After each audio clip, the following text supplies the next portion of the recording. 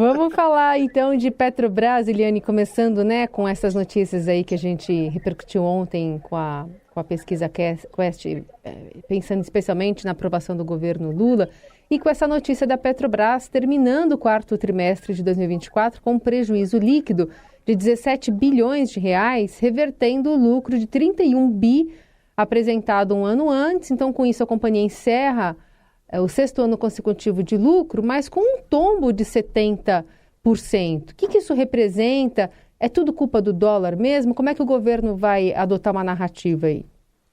Pois é, Carolina, esse tombo de mais de 70% no lucro líquido da Petrobras, bem, claro que vai ter um monte de explicação técnica. A Petrobras vai explicar que é o cenário internacional, vai explicar a questão contábil, etc. Mas para o eleitor, digamos assim, né, para o cidadão, a cidadã comuns, né, essas explicações técnicas não dizem nada, e muito menos para a oposição ao governo Lula. Então, como você registrou, né, ontem veio essa pesquisa Quest, mostrando uma situação muito ruim para o presidente Lula, né, a popularidade despencando nos estados com maior número de eleitores, com a maior população, né, todo ali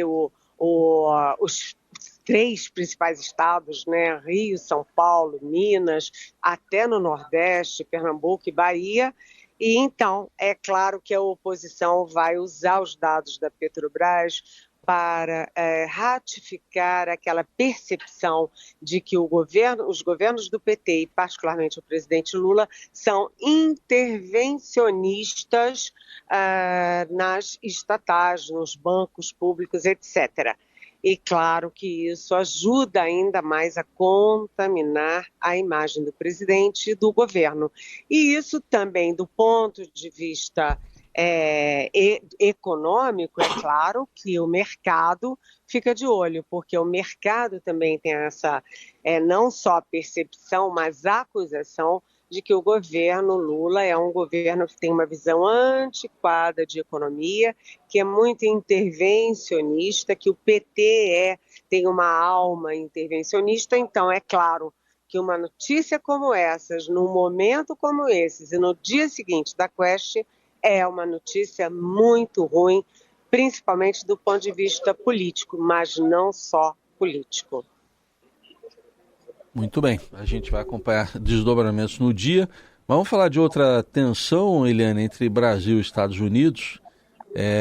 Teve até uma provocação direta do Departamento de Estado norte-americano contra o Supremo. Teve reação do Itamaraty também. O nome do ministro Alexandre de Moraes não é citado, mas é ele que está ali no centro, né, Eliane?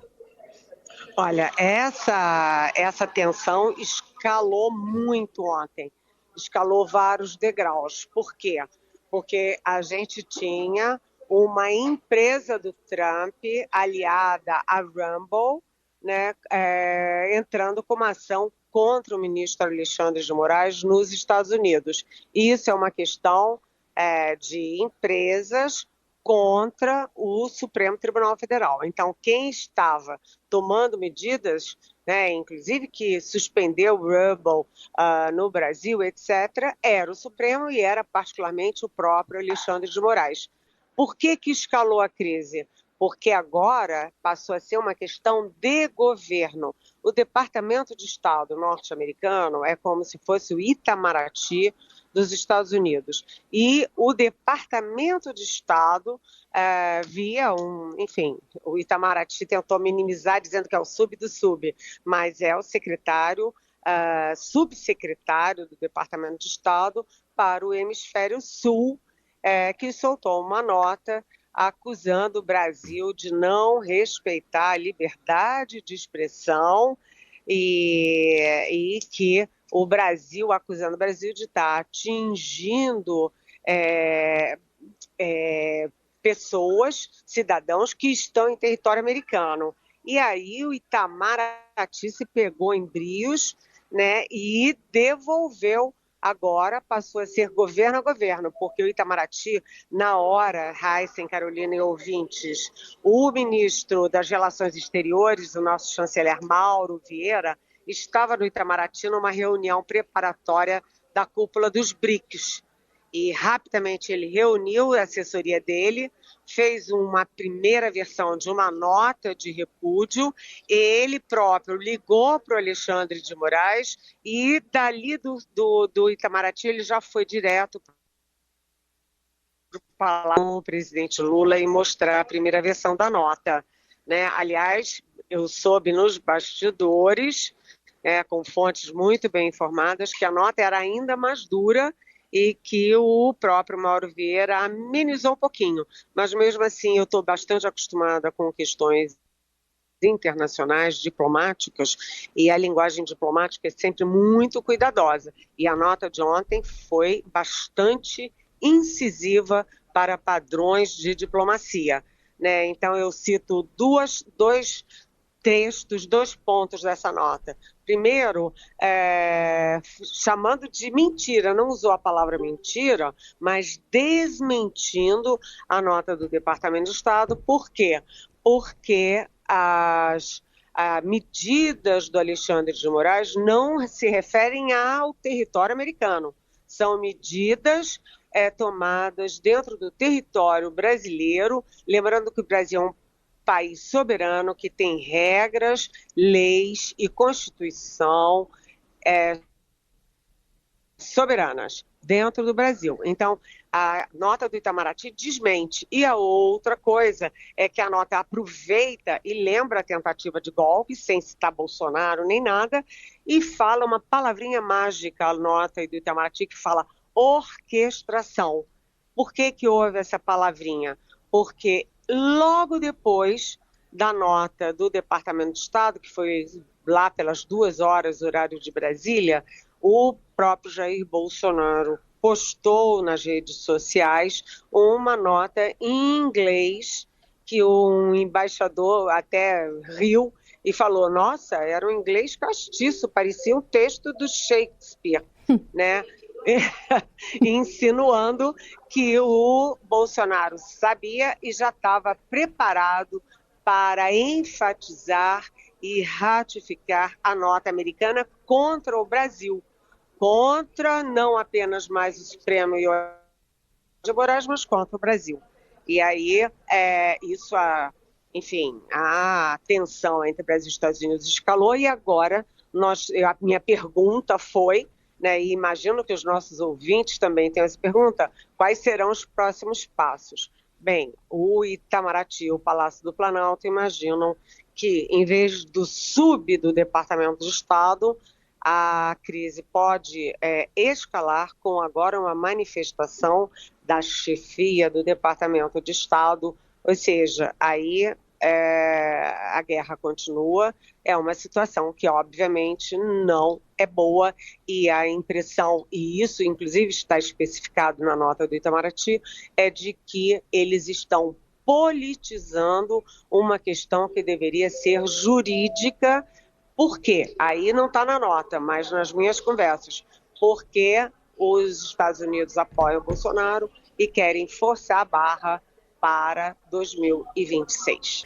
Eliane, e nessas apurações, você sentiu algum tipo de pressão do Supremo para essa demonstração, para essa nota de Itamaraty acontecer?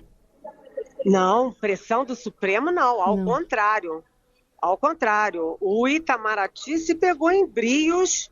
Por quê? Porque a nota é do Departamento de Estado, que é do Executivo. E quando você responde ao Executivo, é o Executivo brasileiro que responde.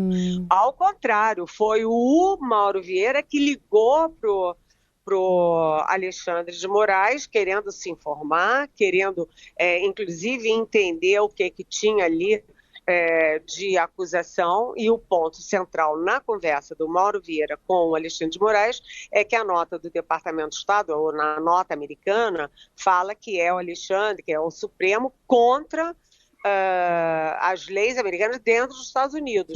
E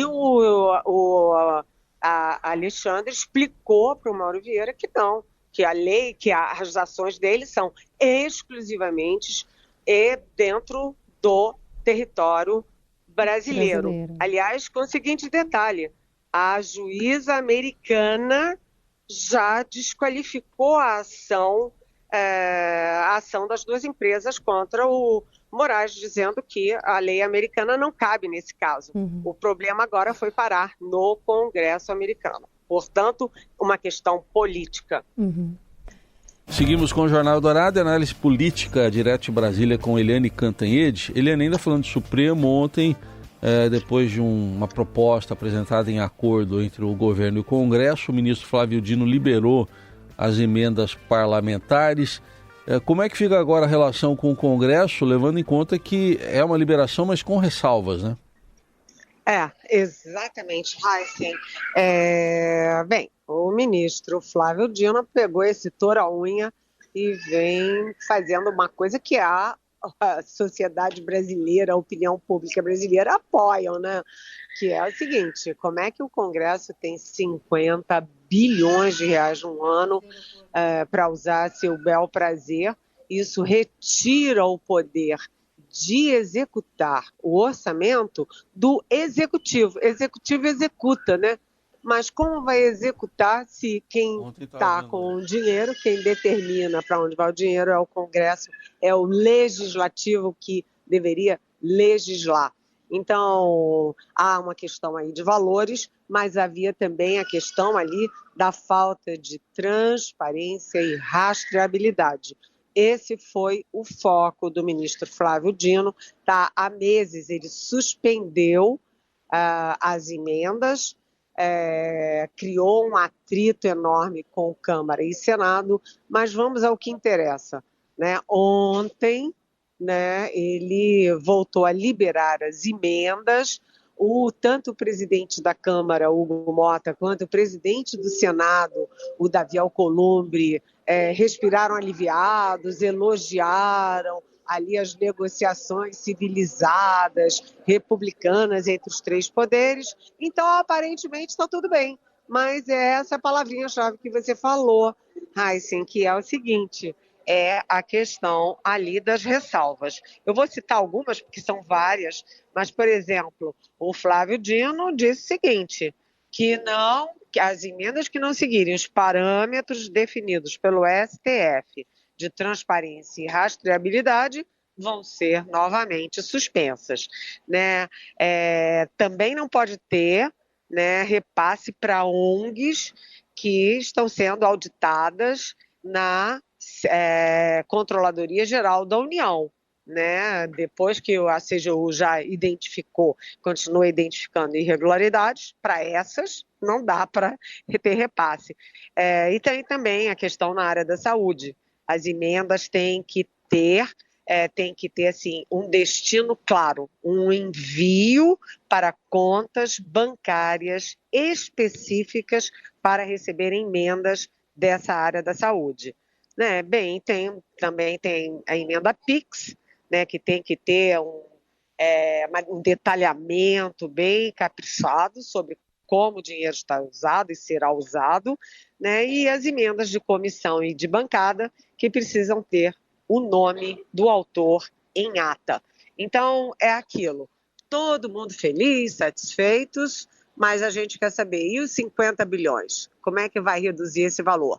E como é que vai ter a fiscalização para evitar desvio e corrupção? De certa forma, a guerra aliviou, mas a guerra, de alguma forma, continua, né, Raíssa e Carolina? Sim. Bom, Eliane, ainda falando aqui sobre a pesquisa Quest, né? Ontem foi um panorama aí nacional, agora de estados, né? Focando um pouco essa visão, né, da população sobre os governadores de 8 estados. São Paulo, a gente tem aqui Tarcísio de Freitas avaliado positivamente por 41% dos paulistas, e a aprovação do governo está em 61% e desaprova 28%. Pegar aqui alguns estados como Minas Gerais também, emblemático, aprovação do governo em 62% e desaprovação em 30%. Rio de Janeiro, aprovação em 42% Cláudio Castro e desaprovando 48%. Paraná e Goiás são os destaques, né? Paraná tem 81% de aprovação de Ratinho Júnior contra 14% de desaprovação. E Goiás também com um destaque para Caiado, com 86% de aprovação do governo e só 9% desaprova. E tem, claro, né, simulações em relação a nomes, né? Por exemplo, aqui em São Paulo, o atual governador Tarcísio de Freitas aparece na liderança com 38% das intenções de voto, pensando com cenários envolvendo Haddad e Pablo Marçal, né? Haddad teria 15% e Pablo Marçal 12%. Enfim, um panorama que, pegando a partir, inclusive, dessa agenda hoje em São Paulo, o que você pode nos dizer dessa relação entre o presidente Lula e o governador aqui de São Paulo, Tarcísio de Freitas, que vão estar hoje juntos no Palanque em Santos?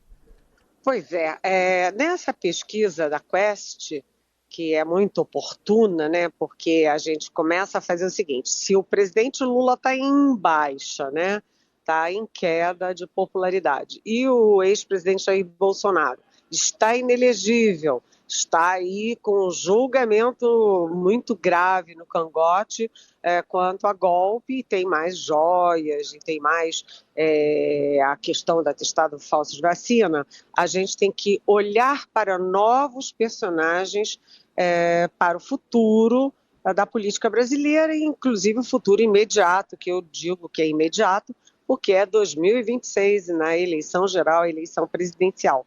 Então, você tem nesses 8 estados, que são estados com grandes eleitorados e com grande população, portanto, você vê que o mais bem avaliado é o Ronaldo Caiado de Goiás, que já se pré-lançou à presidência da República. Ele já é um alto candidato e ele tem 74% de aprovação e 86% da aprovação do governo dele. Então, ele é o campeão. Só que o estado dele é pequeno, né? Ele é muito restrito a Goiás, ao centro-oeste e ao agronegócio, né?